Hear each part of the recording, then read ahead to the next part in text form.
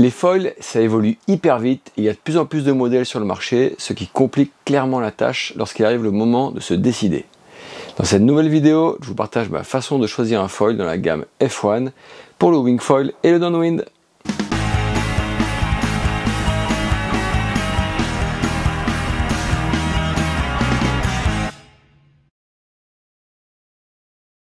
Salut les copains et les copines, bienvenue avec moi dans cette nouvelle vidéo sur ma chaîne Water Sport Zone. Aujourd'hui, on va parler de choix de foil et notamment dans la gamme F1. Depuis l'arrivée des nouveaux modèles tels que le Eagle X que j'ai utilisé pour la traversée Toulon-Calvi en subfoil, la nouvelle version du 7 Seas, le Skate et le Eagle, les possibilités sont multiples, à la limite c'est presque infini.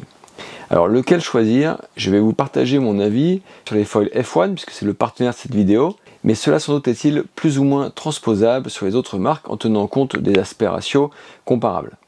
A noter quand même que chez F1, tous les aspects ratios sont maintenant plutôt élevés, mais certaines marques continuent de proposer des aspects ratios moyens avec des profils fins pour privilégier la maniabilité. Ce sera la plupart du temps des foils plus typés et moins polyvalents, mais en fait c'est pas que moins bien, car dans un sens, si ça vous correspond c'est tant mieux, et ça peut aussi simplifier les choix.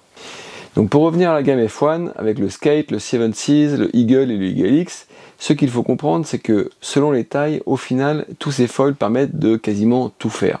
Quand je dis tout faire, je pense au downwind, au surf foil, au wing foil, sauf peut-être la pratique freestyle du wing foil, et encore ça dépend des tailles. C'est juste que le caractère propre donne à ces modèles des points forts et des points faibles différents, et une façon de se comporter qui peut plus ou moins correspondre à votre style, à votre niveau, ou tout simplement à vos préférences. C'est donc ce qu'on va voir dans la suite de la vidéo. Je vais d'ailleurs parfois un petit peu caricaturer le comportement des foils pour être un peu plus clair. Donc je vais donc évoquer 4 modèles de foil, donc j'ai dit Eagle X, 7 Seas, Skate et Eagle. Le Eagle X c'est le petit dernier, avec son aspect ratio super élevé de 12 et ses winglets. Il a un profil fin, une surface concentrée au centre et une corde relativement faible, surtout sur les extrémités de l'aile qui sont des vrais couteaux. Avec ses envergures très élevées par rapport à ses surfaces, c'est celui qui ressemble le plus à un planeur, mais ses surfaces restent en dessous de 1000 cm². Je le connais bien parce que c'est celui avec lequel j'ai préparé et complété ma traversée. Et quels sont ses points forts dans la gamme? Pour moi, ce sera le meilleur en glide, en finesse, en pumping, en efficacité, en remontée au vent, et il est aussi très rapide avec son profil super fin. C'est celui qui conservera le mieux sa vitesse aussi sans rien faire. Donc ça, globalement, c'est la finesse.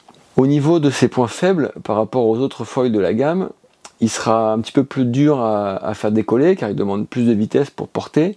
Il aura aussi une moins bonne plage basse, c'est-à-dire c'est la vitesse de décrochage par rapport aux autres foils avec un profil un peu plus épais ou plus de cordes. Même si au final, comme en fait il garde mieux sa vitesse, la plage basse ça peut se discuter. Il sera aussi moins maniable pour faire des gros virages et des changements de rail très réactifs, même s'il est quand même étonnant pour ça. Ensuite, on a donc le Eagle. Il est un peu plus ancien et tout le monde le connaît déjà sans doute un petit peu mieux. Son aspect ratio il est de 9,5 environ selon les tailles. Il a aussi des winglets et un profil relativement fin. Il a aussi une corde qui est plus grande. Et en revanche, il a aussi une plage de surface plus large, parce que ça va de 690 à 1290 cm². Les points forts du Eagle, ça va être sa maniabilité, sa polyvalence et sa plage basse, surtout grâce à ses surfaces, et son décollage plus facile si on le compare au Eagle X. Si on le compare au Skate ou au 7 Seas, là, en fait, ses points forts seront plutôt son glide, sa finesse, son pumping et sa remontée au vent. Au niveau des points faibles, il aura moins de glide, de pumping et de perf générale que le Eagle X, et moins de mania et un décollage moins facile que le 7 Seas, et puis moins de mania, d'accroche dans la mousse et de carving que le Skate. En fait, on voit déjà que le Eagle se situe globalement entre le Eagle X, plus pour les experts d'un côté, et les 7 Seas Skate selon les tailles, dont le programme est plutôt typé surf, tolérance ou maniabilité. Donc maintenant, si on parle du 7 Seas, on est sur un foil avec des surfaces plus élevées, un aspect ratio plus faible autour de 8, et en plus des fans présents sur les extrémités de l'aile, on voit bien que la corde augmente, mais pour autant le profil ne s'épaissit pas non plus énormément. Les points forts du 7 Seas, ça sera son décollage précoce mais progressif, sa maniabilité, sa vitesse de pointe, sa polyvalence pour tout faire en wing, son rail to rail, donc sa capacité à basculer comme ça, et sa facilité en manœuvre. On a aussi une vitesse de décrochage qui est plus faible que Eagle X et Eagle. Et à l'opposé, par rapport au Eagle et Eagle X, il aura moins de glide et moins de finesse, moins de pumping et moins de remontée au vent aussi. On va dire que le 7.6 il est complété par le skate dans des tailles plus petites et sur un programme un peu plus radical avec un curseur accessibilité moins poussé et les curseurs carving, maniabilité, vitesse encore plus poussés pour satisfaire les riders radicaux. Il est vraiment top en carving même quand il y a de l'air dans l'eau et c'est aussi le plus à l'aise en saut et en gros c'est globalement le skate aussi mais là on est plus sur les petites tailles, c'est en gros le seul de ces foils qui est on va dire plutôt prévu freestyle. Maintenant pour bien choisir à quel profil de rider correspondent ces foils. Donc à qui correspond par exemple le 7.6? Pour moi en fait il correspond à ceux qui cherchent un compromis vitesse, maniabilité et accessibilité aussi. En fait ils cherchent un take-off progressif, la polyvalence wing downwind qui penche plutôt sur la wing mais qui a clairement ses atouts en sub downwind dans les petites conditions, plage basse avec une plage basse qui est top et puis une vitesse surprenante. Il correspond aussi pour ceux qui cherchent des manœuvres faciles en wing. Et on est sur des tailles qui de toute façon en font un foil plutôt pour les riders en progression ou à l'inverse les gros gabarits. À qui correspond maintenant le skate? En fait le skate c'est pour ceux qui veulent carver avant tout, aller vite avec un max de mania et de réactivité.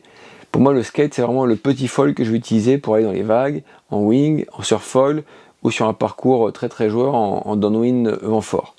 C'est aussi le skate, comme je disais tout à l'heure, le foil qui va être plus saut et freestyle dans ces 4 modèles. Clairement, ce sera lui, quoi. Pour ceux qui cherchent ça, c'est clairement pour lui. Maintenant, à qui s'adresse le Eagle? Le Eagle, c'est le foil qui va correspondre pour débuter en subfoil downwind, donc en 1290 ou en 1190 si on a un gabarit léger, ou pour le lightwind en subfoil downwind pour des gabarits moyens lourds. Faire aussi du light wind en wing, voilà, avec sa vitesse de décrochement plus faible et sa meilleure tolérance que Eagle X. Il va tirer son épingle du jeu dans ces conditions légères. Et le Eagle c'est aussi le foil de ceux qui recherchent un compromis entre tolérance, maniabilité et glide, et aussi des perfs élevés en wing, et en fait là surtout sur les petites surfaces. À qui correspond maintenant le Eagle X? Alors pour moi, en fait c'est le foil de ceux qui sont à la recherche de performance en downwind pour les riders de niveau confirmé et expert qui cherchent de la remontée au vent et un free fly infini en wing et aussi quand même de grosses perfs à toutes les allures sur les petites tailles. Un autre point fort des foils type Eagle et Eagle X, ça va être pour naviguer sur les plans d'eau au vent irrégulier parce que ce sont des foils qui gardent super bien leur vitesse. Et donc, s'il y a moins de propulsion avec l'aile parce que le vent est un peu irrégulier, comme sur les lacs, etc., les lacs intérieurs, les plans d'eau intérieurs, et ce sont des foils qui permettent de connecter les risées, de passer dans les mols très facilement. Et donc là, de la même manière, plutôt Eagle si on a un niveau moyen, et puis Eagle X si on a un niveau qui nous permet d'être plus serein et de mieux l'exploiter, quoi. Voilà, niveau confirmé ou expert. Donc au final, si je résume, si je veux me lancer en downwind, je prends le 7.6 1500 ou le Eagle 1190 selon mon poids. Pour faire du downwind et progresser avec un foil efficace mais tolérant en vitesse de décrochage, ce sera le Eagle. Si je veux progresser en free fly, en wing, rester plus longtemps avec l'aile débrayée, ça va être Eagle X ou Eagle selon comment on veut pousser les curseurs et selon aussi notre niveau. Sachant que le Eagle X est quand même un tout petit peu plus exigeant que le Eagle. Si j'ai un niveau correct mais que je veux progresser dans les manœuvres et aller un peu plus vite en wing foil, à ce moment-là le 7.6 aussi peut être un très bon choix. Si je suis pas léger, que je veux faire du downwind, que j'ai de bons bumps et que je veux faire des beaux turns, le 7.6 aussi est hyper intéressant en downwind. Si je veux faire des virages de ouf en surf ou en wing, quitte à aller taper la mousse, faire des sauts, des tricks, etc. et que je fais aussi éventuellement du surf foil, là c'est le skate sans hésiter. Si je veux faire des chronos en downwind, faire la course avec mes potes, repousser mes limites, à ce moment-là, pas de question à se poser, c'est le Eagle X. Après, il faut aussi prendre en compte qu'en fonction du stab qu'on va utiliser, le caractère des foils et notamment sa maniabilité, son efficacité au pumping peuvent être pas mal impactés. Mais ça fera l'objet d'une autre vidéo. Si cette vidéo t'a plu, tu seras sûrement intéressé par les autres vidéos qui te sont proposées à l'écran. Maintenant, moi, je te suggère de t'abonner pour ne pas rater les prochains contenus. Moi, je sors des vidéos tous les samedis. Et du coup, moi, je te donne rendez-vous samedi prochain, 9h15, pour la prochaine. Bye bye!